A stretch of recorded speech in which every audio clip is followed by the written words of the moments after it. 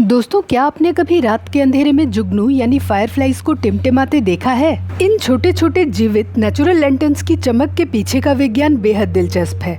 आइए समझते हैं कि जुगनू अपनी रोशनी कैसे और क्यों करते हैं। जुगनुओं द्वारा लाइट का प्रोडक्शन बायोल्यूमिनेसेंस कहलाता है। जुगनू की बॉडी में एक नन्हा सा लाइट प्रोड्यूसिंग ऑर्गन होता है, जिसके अंदर चल रही होती है एक सिंपल केमिकल रिएक्शन, जिसमें ल्यूसीफरेस नाम का एक प्रोटीन ल्यूसीफेरिन नाम के केमिकल का ऑक्सीजन, एडिनोसिन ट्राइफॉस्फेट और मैग्नीशियम की मदद से ऑक्सीडेशन करके ऑक्सील्यूसीफेरिन बनाते हैं।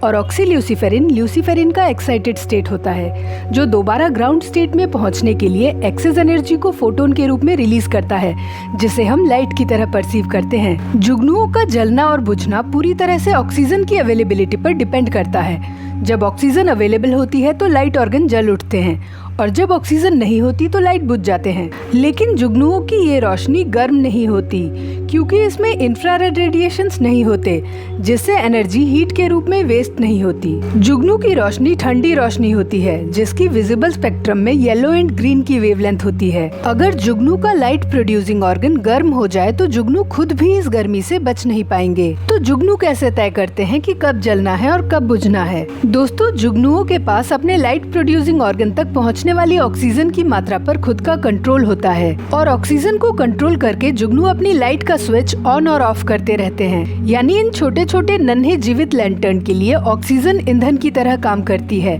जिसकी सप्लाई को रेगुलेट करके जुगनू जलते और बुझते हैं। दोस्तों, जुगनू हॉट एंड ह्यूमिड क्लाइमेट्स में पाए जाते हैं और ज्यादातर अपनी लाइट का इस्तेमाल कम्युनिकेशन करने, अपने साथी को आकर्षित करने, वार्निंग सिग्नल या टेरिटरी मार्किंग के लिए करते हैं। दुख की बात यह है कि अब दुनिया भर में जुगनुओं की संख्या habitat loss, light pollution, climate change और पेस्टिसाइड के इस्तेमाल की वजह से घट रही है। बचपन में गर्मियों की छुट्टियों में जुगनू पकड़ना हम सभी का एक नॉस्टैल्जिक एक्सपीरियंस रहा है, जो बड़े शहरों में रहने वाले फायरफ्लाई डिप्राइव्ड लोग कभी समझ नहीं पाएंगे।